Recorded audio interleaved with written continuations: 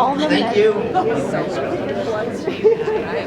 So, I think one of the most interesting things that we saw yesterday was the presentation from Susan Brower, the state demographer, on just sort of the trends of, where we are growing, where we are not growing, why we are growing, why we are not growing in certain communities. And I was really struck by the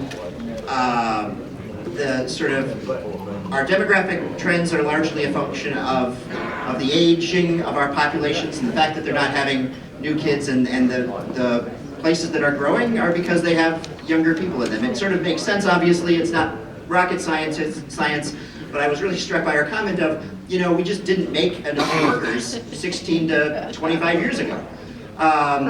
But there are, I think, some strategies that we can hopefully apply to attract people to our communities, and I know many of you guys are doing this. And so I'm excited to introduce Neil Linscheid, who is the resident who's going to talk about Greater Minnesota's Resident Recruitment Advantage. He's with the Extension Center for Community Vitality, and so he's going to talk to us a little bit about, hopefully we can maybe buck against some of these natural demographic trends with some innovative solutions and ideas. So I'll turn it over to Neil. All right, thank you. And I want to say thanks for having me here, because many years ago now, I served on my local city council. I've been involved in city government, and I worked with many of your communities across the state. So you're all just my heroes, and I really mean that, because stepping up to serve your community is a big deal. And I know that sometimes in city government, life is not easy, and it's dealing with water, dealing with workforce, dealing with electricity, dealing with all the other things that everyone says, hey, sign up, you're now in charge of whatever we think is most important. So I'm just happy to be here, and I appreciate everything you do. I'm going to start with a video today, because that's fun. Okay. And room to roam, maybe even thinking of a simpler life in a community that is just the right size, where you can enjoy the great outdoors and the peace of mind that northern living brings. The 218 Relocate program offers remote workers free incentives to move to and thrive in Bemidji, Minnesota. Get $2,500 in reimbursed moving expenses, including gigabit, high-speed internet service, a one-year membership to our co-working space, the Launchpad, free access to the Community Concierge Program, and teleworking support through effective remote work. Apply online at 218relocate.com and fill out a simple application form. 218 Relocate to Bemidji. Choose your lifestyle. Live and work in the Northland.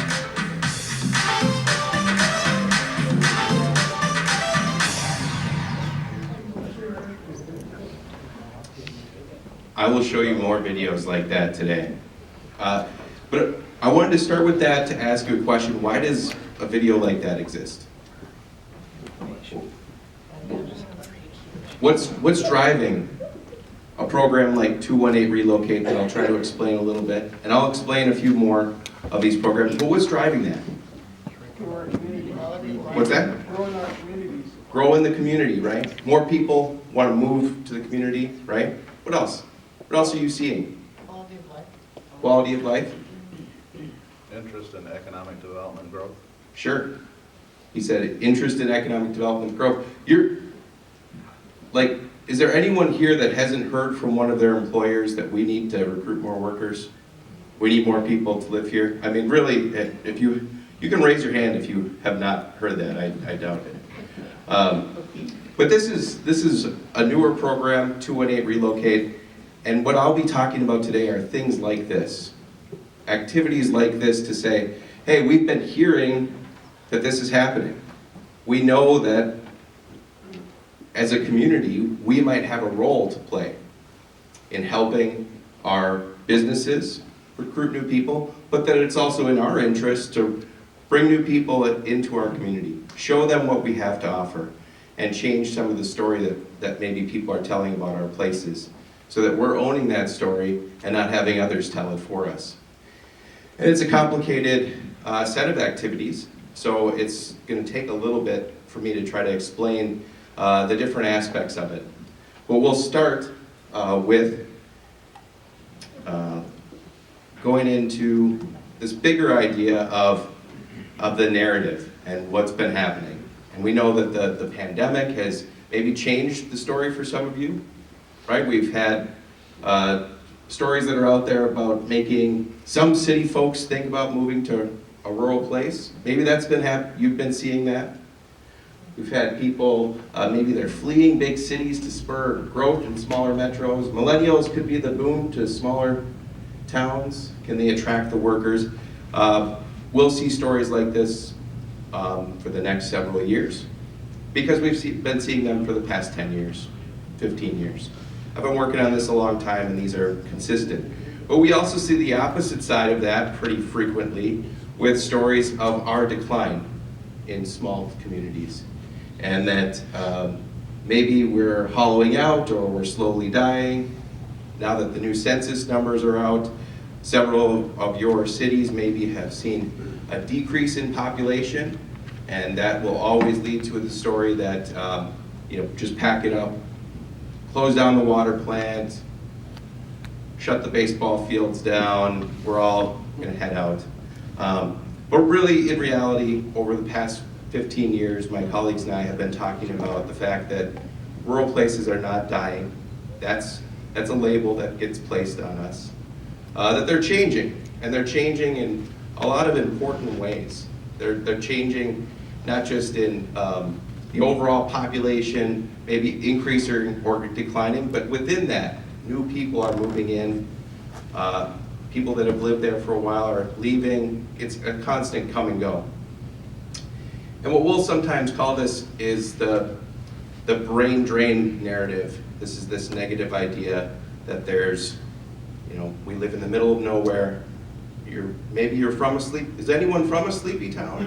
Where you're all like asleep and you're not paying attention to things?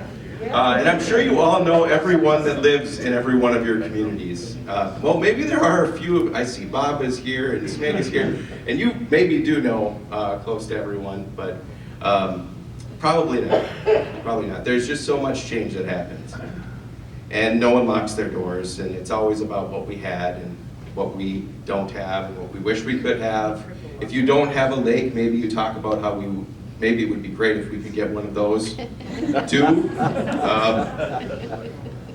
And it's about what we could have. But really, this happens. I'm glad you heard from Susan yesterday, the state demographer. And in the United States, the rural population, this story is that it has increased by about 11% since 1970. A lot of your communities are really successful. Like there are some communities that were considered rural places, but then they were recategorized because now you're a micropolitan or something like that. And you grew. That's what happened. So then we took you out of the rural count somehow. But a lot of times we know that there's a reclassification that happens as communities grow. And our relative share, although it maybe has declined in the overall share of residents living in rural places, the actual number of people living in rural places has increased over time. So we push back against this myth of the lucky few escaping rural America and this idea of the brain drain, because we see that people are frequently moving. 40 to 50% of people are moving every 50 years. This is just a constant, that people are moving in and out of communities, big and small, everywhere. And a few years ago, we saw this trend that even in places that had overall population decline, maybe that's your community, that even within that, there were cohorts of growth. So think about this as maybe the people born in 1980, or more people born in 1980 in your community than there was a decade ago. But those people born in, let's say, 1990, they go off to college. They go other places. That brain drain box there is those young people leaving. And sometimes those two bars are just bigger than the other bars. So we have an overall decline. But there's growth in these other cohorts. And if you're a regional center, there's probably a lot of growth in all of the cohorts. So we saw this and we often call it the brain gain. Try to change the language here. And we see that residents in the 30 to 49-year-old age category, and also sometimes in the 50 to 60s age categories, are choosing to live in rural places. 2 years ago, we did a study that was the first statewide study of new residents in Minnesota. It's actually one of the largest studies of recent movers in the United States. You can get a list, if you didn't know this, of people that have moved in the past 3 years, which we did. And we asked them what were they looking for when they chose their place, their community. And what they said were sometimes surprising: a simpler pace of life, safety and security, and low-cost housing. It wasn't always a job. Only 31% of people moved primarily for a job in our study to that community. People will often move regionally. They'll say, I'm looking for a job in this region, and then they are playing a complicated game to try to figure out which place they will live in, which city will be my home. And it might be something that they commute to. And maybe you've done that yourself. We heard that a quarter of people had lived there previously. So sometimes the story that we like to tell ourselves is that if only we can connect with our high school graduates that left, then that will be the solution to our, needing to fill our workforce and things like that. And it's probably not the case. I have heard stories, because I've interviewed newcomers, of they say things like, I always wanted to move to a small town, just not my small town. Right? There's people are interested in this type of living, but they don't always want to go back to where they grew up for a number of reasons, and that's okay. But in our study, we heard many people had college degrees, high incomes, they're bringing children. We could see that in the data from school districts and in the sort of charts I just showed. And many are telecommuting. When we asked them what sort of factors were involved in their move, they said, take advantage of that slower pace of life. 71% said that. Sometimes it's being closer to relatives or friends, less congestion, live among people with similar values, lower priced housing, safer place to live. These were all important factors, and we could send you the whole study. What I thought was particularly important for the work that you may be doing is that we asked people, is the community welcoming of new residents? And when they said that it was welcoming of new residents, when they strongly agreed they were more likely to live there 5 years. They'd say, do you think you'll be living here in 5 years? Yes, I do. And the people that said, I strongly agree that this place is welcoming, 86% were related to that. I'll live here in 5 years. But look what happens when you strongly disagree. Cut that in half. When people don't feel welcome, they don't feel like this is the place for them, they don't feel like they belong, they don't want to stick around. So this is a challenging thing for cities to think about. I know you all have you need another thing to do in your city, right? But it's something to pay attention to. Do people feel welcome here? We're spending a lot of time trying to recruit them. How are we making sure that they're welcome? How do we do that? And we even know that visitors, when they come to a place and they have visited before, and they say that it's a good place to live, just visiting our places can make a difference. This is from the research called the Halo Effect that was conducted by Explore Minnesota. So when people had visited a place, they were much more likely to rate it a good place to live. They were likely to rate it a good place to have a career, more likely to say that it was a good place to start a business or to attend college. So visitors can catch on to these things these signals that we're putting out there in our communities on whether this is a nice place. Are we investing in it? Are we, making it look like we want people to move here? Or have we closed it down? And in some places, over the pandemic, there were stories of people saying, get out. Not time to move here. So I want to just transition to this idea of resident recruitment and offer some solutions for you, because this is a complicated mix of factors happening. There are people coming, going, we need more people in many of our communities, we want more people, but where do you start? Like, how do you take action on this? And there's a variety of options that are available to you. We know that the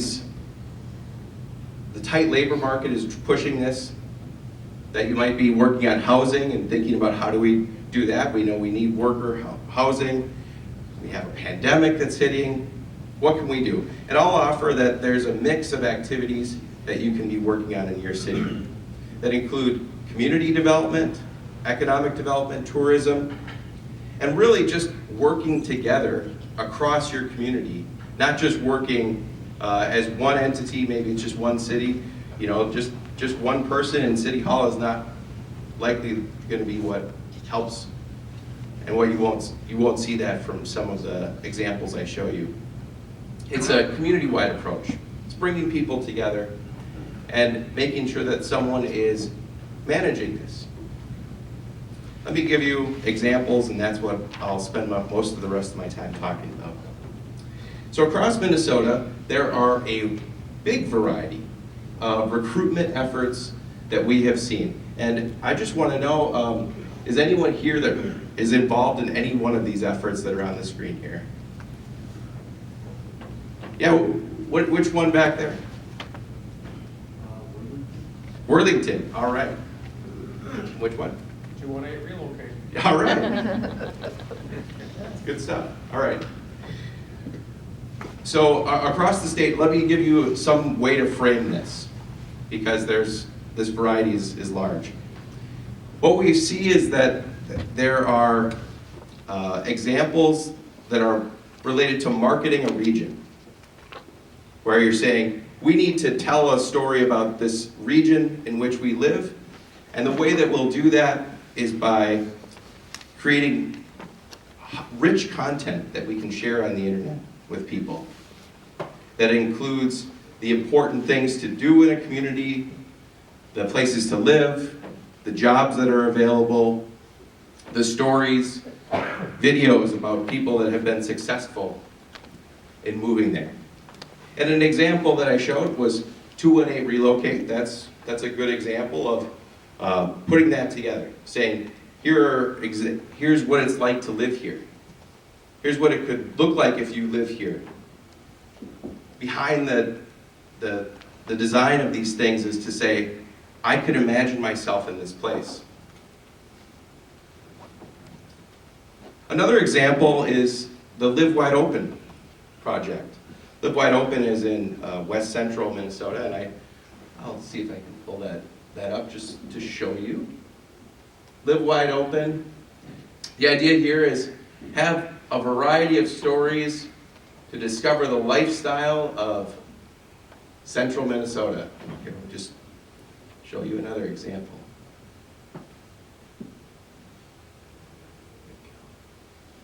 I grew up in Elk Grove Village, Illinois, near Chicago, and worked for 30 years in photography industry. A lot of studio work, a lot of travel. We traveled all 50 states, several continents around the world. Always had to come back to the big city and got stuck in traffic, 10 lanes wide going each direction, congestion and pollution. Beautiful city Chicago is, but I don't miss it. A lot of the folks from Chicago that I used to work with wonder what it is I do up here.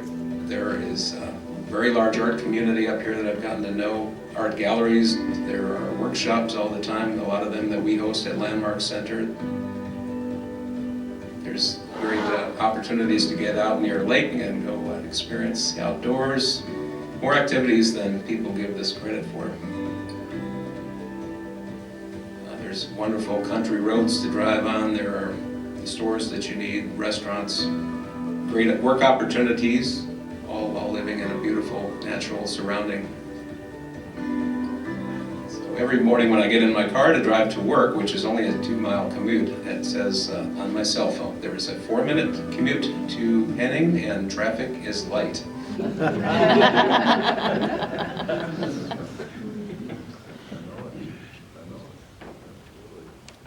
I could see myself living there. There are things to do. It's a beautiful place. It's not asleep. It's not dying. It's alive. That's that kind of video.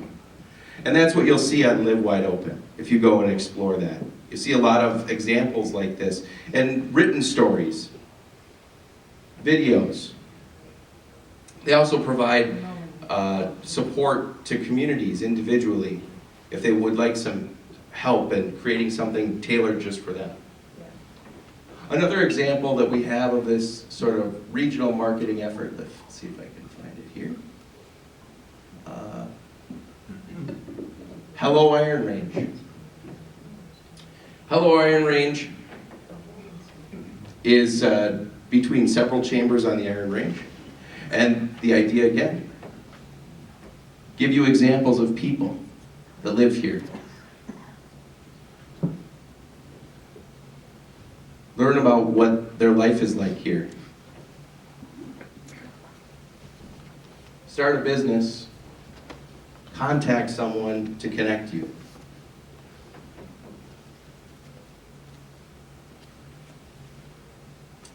I'll come back to the Worthington Concierge one. Here we go.